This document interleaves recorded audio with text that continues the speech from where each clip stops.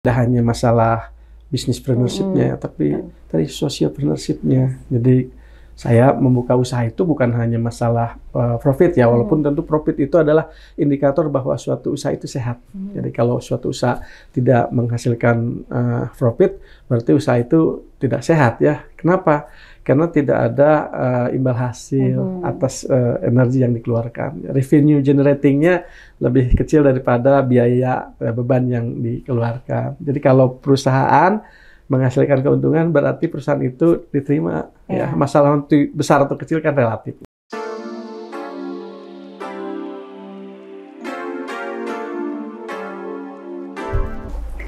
Assalamualaikum warahmatullahi wabarakatuh. Sampurasun wargi Unpas. Alhamdulillah, kali ini Unpas Talk kembali hadir di hadapan Anda bersama saya Dahlia Rineva. Warga Unpas, seperti biasa, setiap episodenya Unpas Talk kerap kali mendatangkan narasumber ataupun juga tamu yang tentunya menginspirasi kita semua dan akan memberikan banyak informasi menarik bagi kita semua. Seperti halnya pada episode kali ini. Nah, wargi Unpas, sebetulnya narasumber saya yang satu ini beberapa waktu lalu sudah sempat berbincang di podcast Unpas Talk. Namun dengan topik yang berbeda. Jika beberapa waktu lalu pembahasannya adalah mengenai perjalanan menuju Unpas Unggul atau kisah di balik Unpas Unggul, kali ini kita akan bergeser topiknya ke latar belakang keilmuan beliau, dikaitkan dengan apakah keilmuan tersebut diimplementasikan dalam kehidupan sehari-hari beliau. Langsung saja saya sapa narasumber Unpas Talk pada kesempatan kali ini. Assalamualaikum Prof. Waalaikumsalam. Telah hadir bersama kita Profesor Dr. H. Jaja Suteja, SEMSI, CFRM DBA. Wah, hafal saya ya. Sering disebut setiap kali acara-acara besar di Unpas. Beliau merupakan dosen Fakultas Ekonomi Universitas Pasundan, sekaligus Wakil Rektor 1 Bidang Akademik Universitas Pasundan. Dan suatu kehormatan sekali warga Unpas bagi saya, hari ini diberikan kesempatan untuk bisa mewawancarai salah satu guru dan juga tokoh panutan bagi saya nih ya, terutama karena beliau ini sering sekali meng-guide saya terutama di beberapa acara-acara besar. Prof, kemarin sempat datang ya Prof ya ke Unpas Talk ya? Oh iya, diskusi mengenai perjalanan menuju Unpas Unggul. Kali ini kita ganti topik ya Prof ya, kita bahas tentang entrepreneurship atau kewirausahaan yang belakangan ini juga saya rasa santer dibicarakan oleh berbagai macam kalangan ya, entrepreneurship ini. Tapi sebelum kita masuk ke topik inti tentang entrepreneurship dikaitkan dengan Universitas Pasundan dan visi misinya, saya ingin tahu nih, Prof kan latar belakangnya memang entrepreneurship ya, manajemen, betul. Di ekonomi juga begitu. Tapi kalau kehidupan sehari-harinya, apakah Prof ini menjalankan bisnis? Ya, saya memang punya usaha kecil-kecilan ya. Saya rintis dari bawah. Jadi hari ini saya punya beberapa tenan ya. Bisnisnya ya di sekitar kuliner. Jadi ada yang disebut dengan bubur kacang hijau ya. Bubur kacang hijau itu produk yang sering terkait dengan daerah ya, Kuningan. Oh, dari Kuningan ya. Juga saya punya beberapa tenan yang terkait dengan frozen food. Pokoknya sekitar itulah. Ada di beberapa kota. Tapi semua di bidang kuliner? Di bidang kuliner. Di bidang kuliner. Kenapa Prof? Apa karena Prof dan keluarga suka wisata kuliner? Bagaimana nih? Ya, memang di lingkungan itu banyak juga yang menjadi pebisnis ya. Salah satunya ada yang di kacamata optik gitu kan ya. Itu paman saya di optik. Dia buka beberapa tenan optik. Kemudian juga juga buka di kuliner ya. Tadi di bubur kacang hijau dan berbagai macam ya. Kemudian juga di frozen food itu juga saya kira sekarang lagi booming ya, makanan yang diawetkan ya, bisa dipakai untuk beberapa lama untuk anak-anak milenial yang hidup di apartemen. Nah, itu kan ya, disimpan dan saya kira cukup menjanjikan juga gitu kan ya. Nah, itu juga ayah saya kan guru. Ayahnya, ya. Tapi memang latar belakang keluarga, kalau selain ayah ya, gitu, apakah memang ada yang juga entrepreneur begitu? Iya ada, itu kan ada ibu entrepreneur, itu kan ya. Kemudian juga bibi juga ada ya, tante gitu kan ya, yang tadi punya bisnis sembako gitu kan ya. Jadi semua alhamdulillah sampai hari ini bisa berjalan gitu kan ya. Artinya seiring dengan berjalannya waktu bisa eksis, berarti kan market jalan lah gitu. Iya. Minimal untuk menghidupi keluarga gitu. Betul. Beberapa teman juga bisa gabung lah. Iya, dan juga bisa merekrut mungkin ya, Alhamdulillah. SDM Itu ya yang belum terserap di dunia kerja begitu. Jadi tidak hanya masalah bisnispreneurship-nya, tapi tadi socialpreneurship-nya. Jadi saya membuka usaha itu bukan hanya masalah profit ya, walaupun tentu profit itu adalah indikator bahwa suatu usaha itu sehat. Jadi kalau suatu usaha tidak menghasilkan profit, berarti usaha itu tidak sehat ya. Kenapa? Karena tidak ada imbal hasil atas energi yang dikeluarkan. Revenue generating-nya lebih kecil daripada biaya beban yang dikeluarkan. Jadi kalau perusahaan menghasilkan keuntungan, berarti perusahaan itu diterima. Ya, masalah besar atau kecil kan relatif. Iya, dan sehat gitu ya. Sehat. Ya, baik. Menarik ini warga Unpas ya. Ternyata memang selain latar belakang disiplin ilmunya entrepreneur ataupun juga ekonomi, manajemen dan sebagainya yang berkaitan dengan kewirausahaan, beliau juga ternyata mengimplementasikannya dalam kehidupan nyata. Banyak sekali usaha-usaha yang memang beliau rintis, dan juga keluarga besarnya mayoritas itu adalah pebisnis, begitu tadi ya. Nanti saya juga ingin minta nih tips and tricksnya bagaimana memulai usaha di momen apa dan kapan. Ya, tahan dulu Prof ya.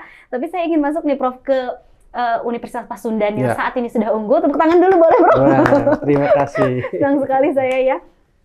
Kita itu tahu bahwa saat ini Universitas Pasundan menuju Entrepreneurial University. Nah, bagaimana menurut kacamata Prof sendiri dengan perkembangan entrepreneurship di Universitas Pasundan tercinta ini? Ya, perjalanannya panjang ya. Jadi kalau kita lihat dari secara konsep ya, perguruan tinggi itu kan mulai dari teaching university ya, bagaimana dia bisa menyelenggarakan pendidikan berkualitas bagi tentu bagi mahasiswa. Yang kedua, perguruan tinggi yang bisa melaksanakan riset yang juga bermanfaat bagi masyarakat. Ya. Yang ketiga ya, step yang paling tinggi adalah bagaimana perguruan tinggi itu bisa mengimplementasikan hasil riset itu memiliki social and financial benefit ya bagi masyarakat tentunya. Nah ini tentu saja tingkatan paling tinggi ini yang saya kira sulit ya, tidak mudah seperti membalikan telapak tangan. Gitu. Ada banyak hal yang harus didorong untuk secara bersama-sama melakukan perubahan, terutama mindset. Betul. Tapi yang paling penting apa, Prof? Untuk mewujudkan Entrepreneurial University ini, apakah dengan mengadakan perkuliahan ataupun dengan memunculkan mata kuliah yang berhubungan dengan entrepreneur atau bagaimana? Jadi gini kan tadi saya perjalanannya yang cukup panjang, dan tentu saja Unpas pada step awal gitu kan, pada step awal. Jadi Entrepreneurial University ini tentu nanti ada anak subclause-nya gitu kan ya. Kita nanti akan menggunakan namanya Socio-Techno-Entrepreneurial University. Gitu. Socio-Techno-Entrepreneurial University. Jadi untuk mewujudkan Socio-Techno-Entrepreneurial University itu ada step-stepnya. Berangkat dari mana? Berangkat dari mana? Salah satunya? Salah satunya ada 2 ekosistem yang harus kita bangun, ya, yang disebut dengan ekosistem pokok. Ya. Ekosistem pokok ini atau apa yang namanya necessary conditions ya. Itu tidak lain adalah bagaimana kita mengintegrasikan Tridharma dengan kurikulum. Mengintegrasikan kurikulum dengan Tridharma. Ada pembelajarannya, ya, pendidikan dan pembelajarannya. Kemudian juga ada penelitian dan inovasinya. Dan 3 adalah pengabdian pada masyarakat. Ada ekosistem pendukung. Ekosistem pendukung atau sufficient conditions. Ekosistem pendukung ini tidak lain adalah SDM yang adaptif, organisasi yang dikelola dengan baik, gitu kan ya. Kemudian juga kolaborasi yang sifatnya sustain dan sebagainya. Semuanya ya, yang disebut dengan dimensi tadi, fungsinya adalah bagaimana ekosistem utama ini bisa berjalan dengan baik, karena itu adalah core, karena itu adalah merupakan intinya. Nah dari 2 ekosistem itu tadi, ekosistem utama Tridharma dengan integrasinya ke kurikulum dan ekosistem pendukung, bagaimana mendorong dimensi yang lainnya untuk bisa mewujudkan sebuah institusi yang bisa memiliki satu dimensi yang sifatnya equal dengan dunia industri. Yang tidak lain kita harus mendorong mengenai dimensi kurikulumnya tadi ya, kemudian dimensi mengenai perilaku dan juga dimensi terkait dengan masalah bagaimana pola belajarnya ya, pola belajar atau metode. Jadi ada dua hal, yaitu mindset dan polanya, metodenya ya. Mindset and method. Oke. Kalau dari kurikulum sendiri atau pola belajar mungkin bisa dari perkuliahan begitu ya, Prof ya, bisa diterapkan di kelas lah begitu. Nah, kalau untuk dari SDM nih, menarik, saya ingin menyoroti dari hal SDM gitu. Kan yang terlibat itu pasti tidak hanya mahasiswa atau dosen ya, tapi semua termasuk tenaga kependidikan. Menurut Prof sendiri bagaimana di Unpas ini? Apakah budayanya sudah budaya entrepreneur? Mereka sudah memiliki ya tadi rasa jiwa entrepreneurship atau bagaimana? Nah, jadi tadi saya menggarisbawahi mengenai mindset ini, karena mindset ini terkait dengan aspek regenerative mindset, terkait dengan growth mindset, dan juga bagaimana kita membangun apa yang disebut dengan future leaders ya. Ini tentu sangat penting ketika juga kita kaitkan dengan pembelajaran di abad 21 untuk bisa meraih sukses dan mimpi ya. Jadi membangun komunikasi yang baik, kemudian juga mahasiswa dan tentu semua stakeholder juga berpikir kritis ya, kreatif, dan juga ada satu hal mengenai compassion-nya juga ya. Nah, itu juga saya kira amat penting untuk bisa nanti menjadi salah satu hal yang dipertimbangkan agar satu aspek mengenai sosial, yaitu modalitas dari hubungan komunikasi antar orang, baik itu antar pribadi maupun secara internal mahasiswa atau pemangku kepentingan internal. Begitu. Iya, baik. Kita menyoroti hal pendukung lain lah, support system yang memang sudah berjalan di Universitas Pasundan. Salah satunya ada pusat inovasi begitu ya, pusat inovasi dan inkubasi bisnis kan. Kalau Prof, menurut Prof itu bagaimana? Perannya sejauh mana berperan dalam mewujudkan entrepreneur university ini? Nah, jadi kita punya beberapa unit yang mendukung Unpas untuk berangkat ke satu titik yang disebut dengan socio-technopreneurship. Memang bukan hanya masalah pusat inkubator inovasi bisnis saja, itu kan hanya salah satu bagian saja, karena kita juga akan mendorong teman-teman di bidang keilmuan yang lain untuk bisa berpartisipasi mendukung visi misi Unpas yang tadi disampaikan oleh Bu Dahlia ya. Jadi teman-teman di teknik juga akan mendorong bagaimana dengan teknologi informasinya, dengan kemampuan rekayasa engineering-nya untuk bisa menciptakan nilai melalui technopreneurship-nya. Begitu juga teman-teman di Fakultas Ekonomi Bisnis ya, yang barusan juga tadi disampaikan mengenai change management ya. Itu juga terkait dengan bagaimana memperkaya adik-adik untuk bisa memiliki kreativitas inovasi di dalam business entrepreneurship-nya. Dan seterusnya, saya kira untuk FKIP, kemudian juga untuk Fakultas Hukum, bahkan sampai juga di Fakultas Kedokteran ya, mediopreneurship-nya gitu kan ya, medical entrepreneurship. Iya, medical entrepreneurship. Nah, kalau di kalangan mahasiswa sendiri, apakah sudah ada unit-unit usaha yang menurut Prof ini ya cukup menunjukkan jiwa entrepreneur dari mahasiswa-mahasiswi kita?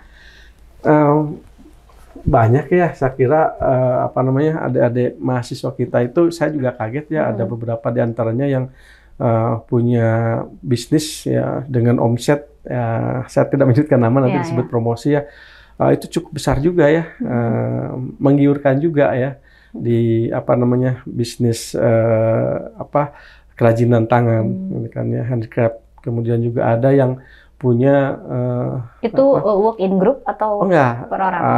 itu saya kira macam-macam ya. Ada yang sendiri dan juga ada Tim. berangkat dari pertemanan di kampus. Ya, pertemanan di kampus, sehingga sebenarnya muncul dalam sebuah organisasi. Nah, di kampus itu ada wadahnya, himpunan mahasiswa pengusaha pelajar Universitas Pasundan. Nah, itu anggotanya sudah banyak, Bro? Oh, sudah banyak dan sudah declare ada organisasinya. Mereka juga masing-masing punya bisnis, gitu kan ya. Dan selalu ada kegiatan untuk meningkatkan kemampuan bisnisnya. Ya. Saya pernah juga beberapa kali untuk mengisi acara, gitu kan. Jadi jangan sampai takut untuk sukses ya. Saya kira sukses kan milik semua orang, dan bukan hanya mahasiswa. Betul. Semua juga ingin sukses. Nah, jadi sukses itu saya kira tidak tergantung atau tidak dibatasi oleh masalah usia, gitu kan ya. Jadi orang sukses itu bisa pada saat masih sangat muda, gitu kan ya. Atau juga barangkali sudah usia senior, ya. Ya usia senior bisa jadi baru menemukan rohnya. Coba lihat KFC, ya saya mohon maaf penyebutan KFC ya. Colonel Sanders itu baru menemukan ramuannya pada usia 65 tahun. Nah, itu setelah kan sebelumnya sekian 4.000 tenan itu dia datangin dan menolak, gitu kan ya. Atau pada aspek politik ya, misalnya mohon maaf misalnya Nelson Mandela itu sukses pada usia 76 tahun. Gitu, setelah merasakan bagaimana sulitnya, gitu kan ya, untuk bisa berjuang. Kan itu terkait dengan bagaimana orang bisa eksis mewujudkan mimpinya, gitu kan ya. Tapi sometimes kan cepat menyerah ya, Prof ya. Apalagi kalau berbicara tentang permodalan lah, misalkan begitu. Sudah banyak mengeluarkan sekian rupiah, tetapi kok tidak terbaca akan ada progres nih, atau prospeknya bagus ke depannya, atau bagaimana. Sehingga orang menjadi, oke, give up, stop, enough, tidak mau mencoba lagi. Nah, itu bagaimana kalau di kalangan mahasiswa bisa memunculkan rasa, ya itu, supaya tidak mudah menyerah, tidak give up, meskipun ya itu tadi, harus melewati fase-fase yang cukup panjang, sampai seperti tadi kan pengusaha-pengusaha yang disebutkan oleh Prof tadi. Jadi modal itu bukan segalanya ya. Walaupun katanya bahwa untuk segala kegiatan itu perlu uang, tapi uang kan bukan segalanya. Ada satu hal, yaitu bagaimana kita memunculkan bisnis show-nya, ya, ruhnya, gitu kan ya. Ya, ruhnya itu adalah bagaimana kita bisa sustain di dalam sebuah kesulitan yang luar biasa, dan kita bisa bertahan. Dan tentu itu berasal dari diri kita sendiri. Jadi kalau orang ingin merubah, maka tentu diri sendiri, berasal dari diri sendiri, ya. Kreativitas itu tidak akan muncul ya kalau diri sendiri itu tidak bisa mencari satu alternatif untuk bisa keluar dari kesulitan itu sendiri. Nah, oleh karena itu saya kira yang tadi disampaikan oleh Ibu bahwa uang bukan segalanya, ya. Tapi bagaimana pemikiran-pemikiran kritis untuk bisa keluar dari kesulitan itu adalah sesuatu yang luar biasa. Ya. Jadi tidak ada makan siang yang gratis ya. Iya, semuanya betul. Ada biayanya. Nah, begitu wargi Unpas ya. Jadi tidak melulu tentang modal jika kita ingin memulai usaha ya, atau memulai bisnis. Yang utama adalah soul-nya tadi ya. Jiwa bisnisnya dulu munculkan. Kemudian ya baru mungkin berani untuk memulai gitu, membuka bisnis-bisnis baru. Nah, Prof, kalau memulai itu kan berarti kita sudah eksekusi lah, katakanlah seperti itu ya. Nah, gimana sih supaya kita tuh tahu bahwa oh, kira-kira bisnis yang akan berjalan atau sukses di tahun ini adalah bisnis A, bisnis B. Nah, menentukan bidang apanya atau bisnis apanya itu seperti apa, Prof? Ya, ini nggak ada sekolahnya ya. Nggak ada sekolahnya ya. Namanya sense of business itu dia dapatkan dari pengalaman. Memang sekolah memperkuat ya untuk bisa melihat peluang yang bisa dimanfaatkan pada masa yang akan datang ya. Sehingga tentu saja bisnis itu sangat menarik kalau tentu saja kita langsung terjun. Kenapa? Karena kita akan merasakan apa sih sebenarnya yang dibutuhkan oleh masyarakat. Tapi kalau kita hanya melihat saja, mendengar, saya kira akan sulit. Oleh karena itu, terjun langsung ke dalam bisnis, kita pelajari, dan kita mendapatkan berbagai tentu informasi dari orang yang sudah melakukan pada bisnis yang sama, maka orang akan menarik sebuah pelajaran dari keberhasilan maupun dari kegagalan orang lain. Tentu bagi orang yang berpikir kritis adalah bagaimana cara untuk memperoleh sebuah kesempatan luar biasa. Ya, karena bagaimanapun bahwa best practice atau worst practice itu menjadi sebuah guru terbaik untuk bisa keluar sebagai the winners. Ya. Iya, betul. Jadi analisis kebutuhan masyarakat itu harus dikedepankan ya sebelum kita mulai bisnis. Jangan sampai sudah mulai, oh ternyata tidak, trennya bukan ini nih. Salah nanti ya, begitu ya, salah langkah begitu ya. Satu hal sebenarnya, jadi kalau orang itu kan ada yang risk seeker, risk taker ya, harus risk taker, dan ada yang indifferent. Ya. Seorang yang disebut pebisnis itu dia yang enjoy dengan challenge ya. Mereka yang menganggap bahwa challenge itu adalah sesuatu yang perlu ditaklukkan dan harus mencari solusinya. Tapi ketika dia diberikan challenge dan memberikan requirements, maka saya kira itu adalah salah satu orang yang disebut dengan the aversion risk ya, risk averter ya. Tapi itu adalah apa itu? Risiko, risk averter atau indifferent? Nah, itu tergantung Bapak Ibu sendiri ya yang memahami apakah kita ini sebagai risk averter, risk seeker atau indifference ya. Posisi orang yang disebut dengan indifferent itu ada di wilayah risk seeker. Risk seeker ya. Baik, luar biasa sekali. Wow, mantap ya. Penjelasan dari Prof ini sangat daging semua gitu kalau kata anak zaman sekarang gitu, Prof ya. Baik, Prof, berbicara masalah entrepreneur juga, apakah selain dari dukungan university terhadap para mahasiswa-mahasiswi kita, apakah juga ada program-program pemerintah yang memang mensupport atau selaras dengan entrepreneurial tadi? Ya, jadi pemerintah pasti mendukung ya. Setiap institusi pendidikan untuk mendorong di dalam pola pembelajarannya untuk bisa mandiri. Ya. Kata mandiri ini jangan diartikan sebagai sebuah posisi ya, keadaan yang memang dia tidak butuh bantuan dari yang lain, gitu kan ya. Mandiri itu adalah bagaimana dia bisa menyelesaikan permasalahan-permasalahannya dengan meminimumkan ketergantungan kepada yang lain. Nah ini yang saya kira bagaimana seseorang yang disebut dengan seorang yang wirausaha itu adalah mereka yang struggle in the intense battles, ya, selalu mencari peluang pada saat ketika dia pada posisi paling rendah sekalipun. Dan itu tidak ada pemikiran-pemikiran itu pada seorang yang disebut dengan hanya pegawai saja. Itu nggak ada. Itu.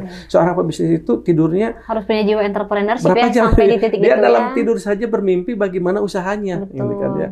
Jadi kalau Bapak Ibu kalau sudah datang ke rumah berpikirnya sudah di rumah saja, tidak berpikir bagaimana aktivitas Bapak Ibu, itu berarti Bapak Ibu sebenarnya tidak masuk pada kriteria sebagai seorang wirausaha. Ya. Karena apa? Mereka yang menjadi seorang wirausaha handal itu adalah selalu mencari solusi bagaimana customer itu puas. Ya. Customer puas itu adalah sesuatu isu yang strategis yang ada di dalam benak pemikirannya untuk dia bisa survive. Nah itu bisa Ibu lihat ya, atau test case pada mahasiswa, apakah dia di comfort zone ya, atau dia keluar dari zona nyaman. Dia mau out of the box ya kan ya, atau dia tetap di lingkungan sekarang. Nah, itu biasanya yang sukses itu yang bisa keluar dari zona nyaman ya. Keluar dari zona nyaman itu sesuatu yang tidak nyaman gitu kan. Keluar dari zona nyaman itu kan tidak nyaman kan ya. Betul. Nah, karena tidak nyaman maka dia selalu berpikir. Karena dia selalu berpikir, maka tentu dia ingin tetap eksis. Nah, eksis di mana? Ya kalau dalam bisnis, ya dalam bisnis. Kalau dalam karir, berarti eksis dalam karir. Selalu mencari sesuatu yang baru, yang berbeda dengan yang lain. It's different with others. Ya. It's very unique. Ya. Itu adalah sebaru bagaimana dia bisa eksis. Nah itu kan berbeda sekali ya. Orang yang berpikirnya mempertahankan keunikannya lurus saja. Ya. Baik, luar biasa, keren sekali Prof ya. Baik Prof, kembali lagi nih menuju entrepreneurial university. Tentu banyak indikatornya tadi Prof sampaikan ya, dari SDM, kemudian mindset dan lain-lain. Tapi Prof, ketika di titik ini, apakah kita perlu melibatkan alumni sebagai bantuan endowment lah katakanlah seperti itu? Ya, jadi tentu ini alumni itu luar biasa ya. Jadi karena kan alumni juga aset ibarat begitu begini, ya. Bapak Ibu punya keluarga, saya punya keluarga gitu kan ya. Anak-anak kita sudah berkeluarga ya, sudah keluar dari rumah. Apakah kita memutuskan hubungan dengan anak-anak kita yang sudah menjadi independence family? Kan nggak mungkin, nggak mungkin gitu kan ya. Nah ini juga sama ya. Alumni yang sukses itu menunjukkan bagaimana internal bisnis proses itu berjalan dengan baik. Jadi salah satu indikator bahwa proses di dalam sebuah unit pendidikan tinggi itu berjalan dengan baik adalah bagaimana outputnya diserap oleh pasar. Ya. Ketika outputnya diserap oleh pasar atau dia menciptakan pasar itu sendiri, maka sebenarnya proses bisnis di dalamnya yang disebut dengan learning process itu berjalan dengan baik sesuai dengan kebutuhan. Nah, sesuai dengan kebutuhan apa yang dibutuhkan oleh masyarakat. Nah ini yang kenapa sekarang itu di dalam Kampus Merdeka ya. MBKM ya, Merdeka Belajar Kampus Merdeka. Buat teman-teman di unit garapan dasar menengah ya. Kita Kampus Merdeka itu sebenarnya ada 2 program platinum yang kenapa dia menjadi the bridge ya, dari kampus ke dunia usaha, matching fund dan competitive fund. Competitive fund itu bagaimana di dalam kampus itu sendiri ya, dalam hal ini adalah program studi, gitu kan, sebagai policy maker-nya di situ ketua program studi, kemudian fakultas dan universitas bisa meningkatkan sumber dayanya, capacity building, gitu kan ya. Sementara matching fund, gitu kan, program yang satunya lagi bagaimana mencari sebuah kolaborasi yang dinamis sehingga terjadi match antara apa yang dilakukan di dunia pendidikan tinggi dengan berbagai tentu pemikirannya, penggunaan laboratoriumnya, produk-produk pemikirannya itu sesuai dengan apa yang dibutuhkan di masyarakat. Ya, kan selama ini mengklaim bahwa produk laboratorium di perguruan tinggi itu tidak bisa digunakan di dunia industri karena tidak memiliki nilai komersil, sehingga ketika diproduksi siapa yang mau beli? Nah, itu kan karena tentu saja bahwa yang berbicara itu adalah market. Pasar, ya, pasar. Jadi kalau perguruan tinggi dengan produk dari laboratoriumnya tidak memiliki nilai komersil, ya nggak bisa gitu kan ya. Oleh karena itu harus dijembatani. Nah, dijembatani agar dia bisa seiring sejalan, bisa hand on hand ya, antara dunia pendidikan tinggi dengan dunia industri. Makanya ada kolaborasi antara pendidikan tinggi dengan dunia usaha, dunia industri. Ingat bahwa itu adalah sesuatu yang tentu luar biasa agar semua pemikiran-pemikiran di perguruan tinggi itu bisa selaras ya dengan kebutuhan. Ya betul, bisa matching ya sesuai dengan kebutuhan. Menyesuaikan kebutuhan pasar gitu. Market tadi ya, seperti yang disampaikan oleh Prof. Pasar. Iya, betul. Baik, Prof. Kalau kita melihat isu-isu terkini nih, belakangan kita tahu bahwa beberapa program pemerintah saat ini luar biasa sekali. Salah satunya adalah menciptakan 1 juta wirausaha milenial. Menurut Prof sendiri bagaimana hal tersebut? Apakah itu peluang yang sangat besar ya? Tadi kan kita harus bisa membaca peluang ya, opportunity dalam segala sesuatunya ketika kita mau mencoba bisnis ataupun terjun ke dunia wirausaha. Pandangan Prof sendiri bagaimana? Kalau yang kuliah itu usianya ada di antara 18 sampai 22 ya, kurang lebih ya. Jadi kalau kita lihat dari klasterisasi populasi di Indonesia ya, berarti ini setback dari klasterisasi populasi. Jadi mereka yang lahir di bawah tahun 45 itu kan disebut dengan kelompok baby boomer ya. Baby boomer, betul. Baby boomer ya. Baby boomer. Tapi yang lahir di tahun 96 kan 45 ke bawah, kemudian 46 sampai 64, kemudian ini generasi X ya, generasi Y gitu ya, di tahun 65 sampai 80 ya. Kemudian di generasi Gen Z itu jumlahnya 46 juta loh. Saya dapat dari statistik ya. Gen Z itu 42 juta sekian ya, yang terakhir itu lahir di tahun 96 sampai 2012. Sementara jumlah mahasiswa aktif berdasarkan pangkalan data di Indonesia itu ada 9.250.000 dari 4.000 sekian perguruan tinggi. Artinya bahwa dari 40 juta Gen Z yang lahir, ya generasi Z ya, yang lahir di tahun 96 sampai 2012, hanya 9 juta saja yang diserap di berbagai perguruan tinggi, ya negeri, swasta, perguruan tinggi, kedinasan dan sebagainya yang jumlahnya 4.000 sekian, itu 9 juta. Nah dari 9 juta itu, bayangkan mereka yang berminat di dalam wirausaha itu jumlahnya masih rendah, nah, gitu kan, karena mereka yang masuk ke perguruan tinggi dan memiliki status sebagai mahasiswa, banyakannya mimpinya adalah ingin jadi pegawai. Ini mindset ya. Artinya bahwa peluang untuk bisa merubah, maksudnya peluang untuk bisa merubah, untuk mengajak mereka bukan hanya sebagai pencari kerja, tapi untuk menciptakan pekerjaan. Untuk bagaimana agar dia bisa menciptakan pekerjaan, maka salah satunya adalah tadi selalu berupaya untuk bisa mencari kritis terhadap lingkungan, intikannya bersikap kreatif, dan tadi pantang menyerah. Oke, baik. Luar biasa, ini saya berasa kuliah umum nih, warga Unpas. Banyak sekali ilmu, karena berbicara masalah kuliah dan lain-lain, boleh di akhir sebelum kita masuk ke segmen yang favorit saya gitu ya, segmennya. Saya ingin bertanya dulu, Prof. Mungkin tidak kita memunculkan bidang studi baru berbau wirausaha? Oh ya, mungkin sekali, sangat mungkin sekali ya. Jadi menjawab kebutuhan pasar tadi. Ya, jadi tadi ya saya singkat saja boleh, Pak.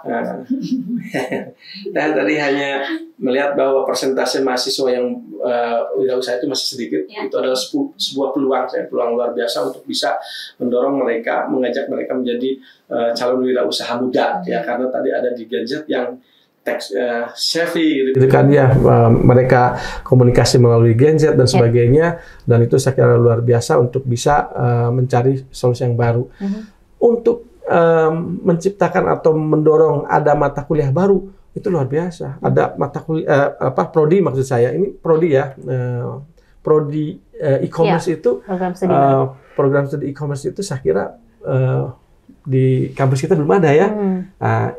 Prodi mengenai wirausaha juga belum ada, gitu kan ya.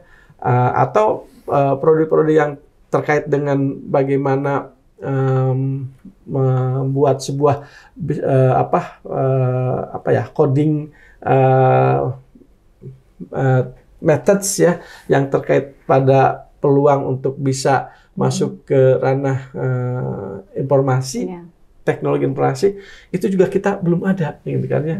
Jadi terbuka lebar. Masalahnya adalah tentu ada nggak keberanian untuk membuka itu, karena kan kalau membuka prodi pasti harus ada sumber daya. Iya betul. Kembali lagi ke sana ya, sumber daya. Baik, kita akan langsung saja masuk ke segmen terakhir, dan segmen ini segmen favorit saya. Kita akan masuk ke segmen Jawara, Jawabku Nyalira. Di mana segmen ini narasumber harus menjawab salah satu atau memilih salah satu saja dengan respon yang cepat ya. Silahkan direspon cepat ya, Prof ya. Siap, Prof? Ya, siap. Baik, saya akan menyampaikan beberapa pertanyaan, langsung direspon cepat oleh Prof Jaja. Ngajar atau bisnis? Ngajar. Kewirausahaan atau manajemen keuangan? Kewirausahaan. Penelitian di lapangan atau nulis jurnal? Penelitian di lapangan. Bisnis barang atau jasa? Jasa. Bandung atau Kuningan? Kuningan. Rilis produk baru atau mengembangkan produk lama? Rilis produk baru. Buka cabang atau fokus di satu tempat? Buka cabang. Liburan bareng keluarga atau kumpul-kumpul di rumah? Keluarga. Healing ke pantai atau alam hijau? Alam. Oke. Bimbingan skripsi atau tesis? Bimbing skripsi atau tesis? Skripsi. Skripsi. Dan satu kata untuk Unpas terakhir. Unpas juara. Unpas juara, bukan Unpas unggul juga ya? Unpas unggul, Unpas juara. Jabar juara tuh ya, Prof. Baik, terima kasih sekali waktunya, Prof. Luar biasa telah menyempatkan waktu kembali untuk hadir di Unpas Talk dan tentunya berbagi informasi bagi kita semua terkait entrepreneurship. Luar biasa. Mudah-mudahan dapat menginspirasi kita semua. Terima kasih sekali lagi, Prof. Jaja, waktunya. Kita insya Allah diberikan waktu untuk bisa berjumpa di lain waktu. Amin. Demikian Unpas Talk kali ini. Terima kasih atas perhatiannya. Sampai jumpa lagi pada Unpas Talk selanjutnya. Saya Dahlia Rineva pamit. Assalamualaikum warahmatullahi wabarakatuh. Waalaikumsalam warahmatullahi wabarakatuh. Terima kasih.